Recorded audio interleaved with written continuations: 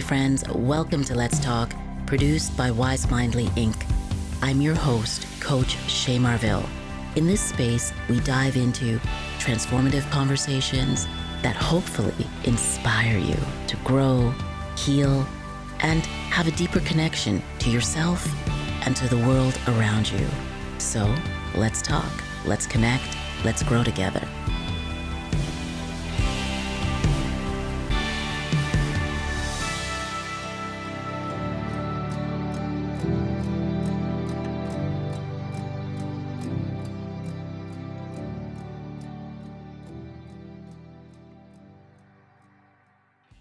So I was listening recently to The Diary of a CEO with Stephen Bartlett, and the question was, is feminism creating lonely, broken men? Now, they asked the question. I don't think they ever actually got to the question. I think we're asking the wrong questions. This isn't about feminism going too far or not far enough. Feminism has done what it needed to do. And the question is, what's next? There is a much bigger failure that we are facing. And that failure is the inability to pay attention and design a society that values care, complexity, connection, and community, because those attributes are less valued than capitalism, consumption, competition, and material wealth. The whole society is designed around the productivity of wealth. And now people have figured out that if you send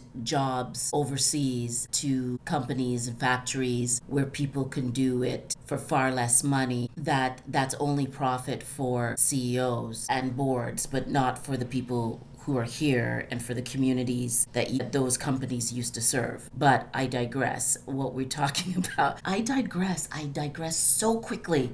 I want to talk about what's wrong with the question of, is feminism or has feminism made men more lonely and broken and sexless, which I think is a fantastic question, but not the real question. And my belief is that feminism was necessary and is still necessary, but it was never meant to deal with everything. The revolution we need now is not ideological, it is holistic. It is economic, it's entrepreneurial, it's spiritual, it's communal, it's regarding our well-being. And we'll never get there if we keep using frameworks built on binaries of competition and outdated assumptions about what care looks like. Care and nurturing and parenting and all the work that's involved in raising human beings has to be accounted for, and it's not accounted for. And that's one of the problems. Like, how do you create a life and a world when the things that create life, the things that create and grow human beings, is not seen, not accounted for, not acknowledged as value, right? Like, that's one of the issues. And it's not just about women, and it's not just about men. We keep saying that we keep trying to understand our identities so that we could be more holistic and we could be more integrated and we could be more fair and we can become more equitable. But it feels like we're getting into more division and more silos and further away from one another. This is what it feels like. And that's because we do not account for the value that your presence brings to a situation or to a life, the value of parenting, the value of human beings, and our presence to one another, our gift of beingness to one another. And it was so fascinating in that podcast because, there were a lot of things that were really fascinating, but one of them was towards the end in the episode, one of the interviewees asked Stephen Bartlett whether he would take 3 years off to raise his child if he hadn't, if he could. And of course he can. He said he has the financial wherewithal to do that. And he said no. And nobody pushed back on it. And then the comment was, he can say that because he's a man. But I think the question was absolutely wrong. The question, like, how can you ask a person who doesn't have children what they would do if they had children? You can never know. I mean, that's one of the challenges of becoming a parent, is that they're parent just well and to support another human being. There's a level of sacrifice that no one can prepare you for, that no one can explain to you, because it is dictated by the human being that you have adopted or given birth to or have brought into your life. It is dictated by who you become in that process. It's dictated by the circumstance in which you are living, the person or community in which you have the child, and the kind of help and support that you have. So the question was actually false. There was no way for him to answer it. And I think he should have actually said, I have no idea, because you just can't know until you are there. But here's the truth. That was never the right question. Why do we think that in order to bond with your children, one person has to be the main parent and pause? Why do we assume that raising children means leaving something behind? We assume that because that's how we're structured as a society. We were born out of this agricultural industrial age where, unless you were an indentured servant or slave, or working on a farm, if you were a woman who was married to a man, you were the one who was supposed to be responsible for the care and the raising of the children during the day, and the man was responsible for the economy of the family. And now that's all changed, but the system is still based on that structure. And as a mother of four, as someone who has built businesses, led teams, run for office, and raised a family, and is still involved in being part of a family, I can tell you there is no pause, that parenting is something that is part of. And the fact that we keep trying to silo parenting and put it into a box, that's part of what's wrong. It actually is co-creation. And to frame it as that you have to stop doing other things in order to parent is part of the problem. The real question isn't, would you step away from your work to raise a child? The real question is, how do we build a life that allows us to make a living and also raise our children in a community? And it's really difficult in a society that sees even raising a family as a commodity, as something that is about the achievement mind, that families and friendships and communities being the basis for a healthy society. We keep at the thread of being a family, and we keep pulling away from what it takes to be a caring society, and we keep investing and trying to encourage people to be individuals. You are an individual. There's no doubt about being an individual. You are a unique being, every single one of us. But also, what is unique about being a human being is that to be human is to be in relationship with other human beings.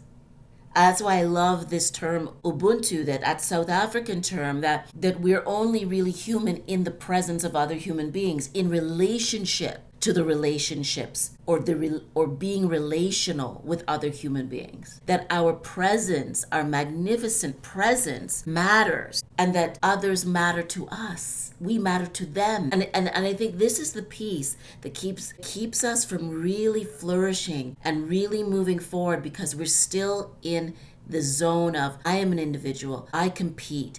People are lonely. I'm going to tell you, people are lonely because we're being conditioned into believing that the individual is more important than the community, and that you only matter because of your material wealth, or how smart you are, or what you do, or what you represent, your title. Your very presence is not valued in this society. And it's wrong, because our presence is healing. We loving, looking at someone, looking them in the eye, holding them, touching them with our voice, with our ability to listen to their sorrow, their pain, their hope, their goals, their secrets, their whatever suffering they have, just to be there with someone.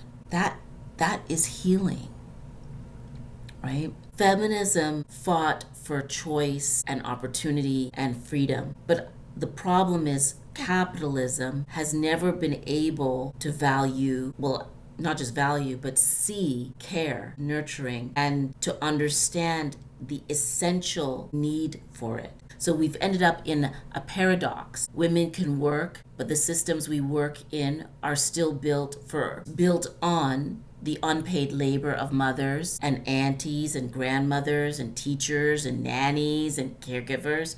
And this is around the world. What's missing isn't about policy. It's more debate. What's missing is a holistic point of view about the different ways we can mother, about the different levels of support, the complexity of parenting, and the kind of support that you need around you. Every time I see someone who wants to parent alone, I always think they don't understand that this isn't about you and you winning and your intelligence and your ability and your resilience and your intellect or capacity.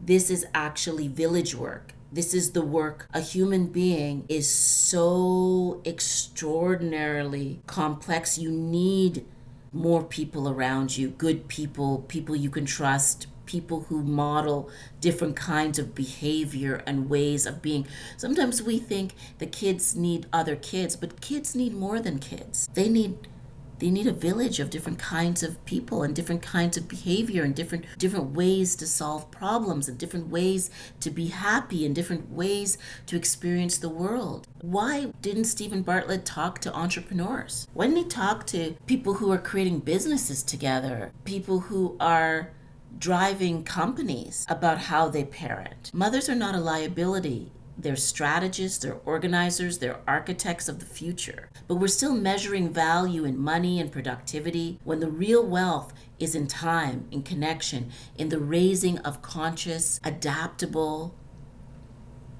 innovative, self-healing human beings. We're still analyzing motherhood, gender, and success through linear, outdated lenses. We talk about feminism like it's the only axis, but what about, dare I say, spirituality and religion? We've thrown religion out. We've said religion is horrible when there's so many precepts and attributes in all of the various religions that are about the human condition, that are about learning compassion and empathy and altruism, about relationships and connection. How do we teach these things? Where is the support for multi-generational, diverse, multi-cultural,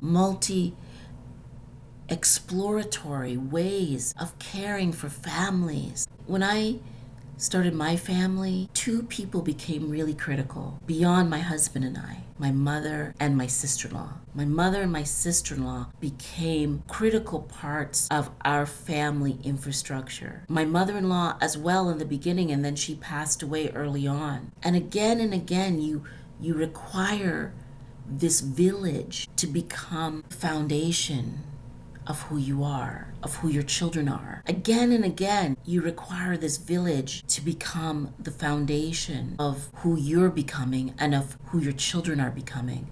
When I became a mother, I didn't just give birth to a child. There were other people who became critical to our family unit. And beyond my partner, beyond my husband, beyond me, my mother, my sister-in-law, my mother-in-law, they were all a critical part of the foundation, the infrastructure of our family. The infrastructure of our family, the village. We don't talk about it. We're still not talking about the right things when it comes to parenting and mothering and understanding what it takes to raise another human being, to raise human beings. We treat families as though they are entities of capitalism, individualistic consumer entities, when we're so much more. We're so much more. I started to understand that no child is raised by one person. No mother should be expected to do everything on their own. But yet, in these conversations, we keep reinforcing this myth of independence. We forget the sacred power of interdependence.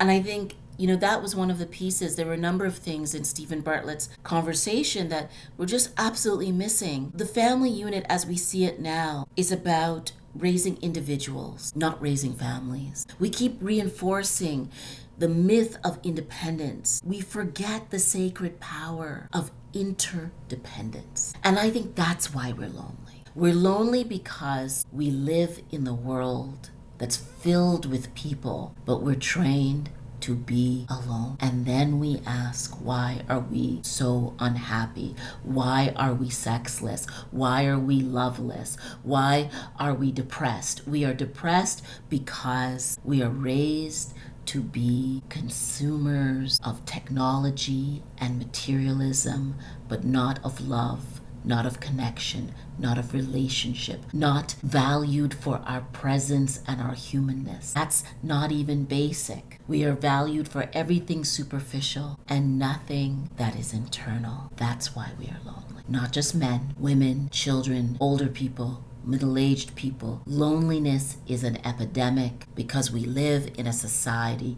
that doesn't value the basics of being a human being, which is to be in relationship with the rest of the world. We need to talk about it and to talk about it more. And let's get one thing clear. This isn't just about men feeling lonely. Loneliness is everywhere, in our young adults, our elders, our parents, our children. It's the spiritual wound of our time. It is the spiritual wound of our time. Loneliness is the spiritual wound. Loneliness is the spiritual wound of our time. How can we be lonely in a world filled with people and tools to be connected? We are lonely because we do not value the things that make us less lonely. We need to talk about it.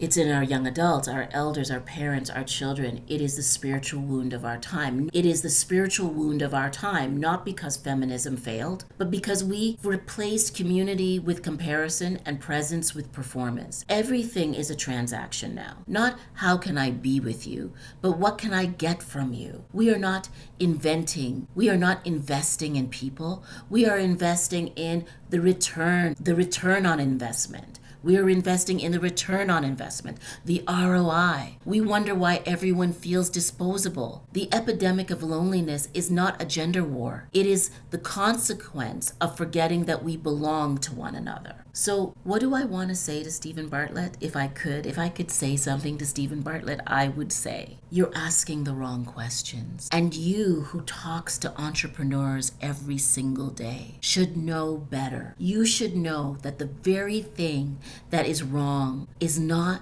about the old systems. It's about the fact that we need a new system. We need a new playbook that's actually about the old playbook of what it is to be human. Feminism is only one answer. It got us part of the way. It got us to demonstrating the value, the power, the need for women to be seen as whole human beings, to be treated as equals. But there's a lot of unlearning that we have to do, and there's a whole system that we have to remake and still eat and still grow and still love and still raise human beings that are well. You see, the depression and the anxiety beyond the loneliness, these are the canaries in the mine. The depression and the anxiety, we keep blaming it on the weather, on chemicals, on what women aren't doing. But why isn't it what we aren't doing as a society? We need a new consciousness. We need to reimagine how to care for one another and work, and how work and power and play and love are interrelated. And when I talk about power, I'm talking about agency. I'm talking about feeling empowered as a human being, not to have power over, but power through. I'm talking about creating a world in which women are not asked to choose between a career and children, but asking society, demanding that society start to understand that to be a human being, number one, is sacred. That rather than just teaching about identity and how to have sex, that we teach about what is love, what is relationship, what are relationships, what is it to be relational, what is it to be in relation with other people, where we teach about the value of being part of a community, of the power of friendship. the necessity of a healthy family, where breath, presence, care, collaboration, and all the things that we call soft skills, all the things we call soft skills are actually the hardest skills. These soft skills are the infrastructure of a healthy, sustainable society.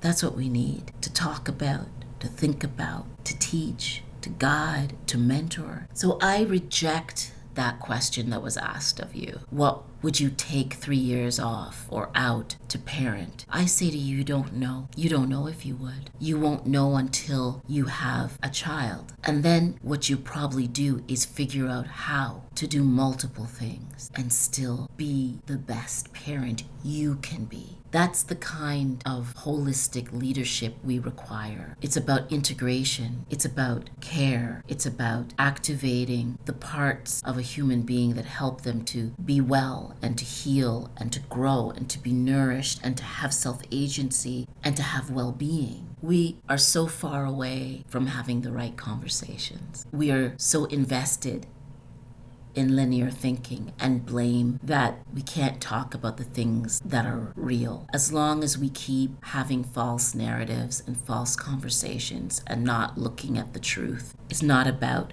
hooking up or even about freedom. It's not about men or women. It's about human beings. What does a human being require in 2025 and beyond to become a whole human being? And if we can answer that question, we can start to address the loneliness epidemic and this kind of death that we are cultivating, that achievement is more important than connection. My friends, tell me what you think about this. Let's talk about it more. Let's talk about this new consciousness and what we need. Until next time, ciao for now. Maybe Stephen Bartlett will reach out to me. I doubt it, but you can hope.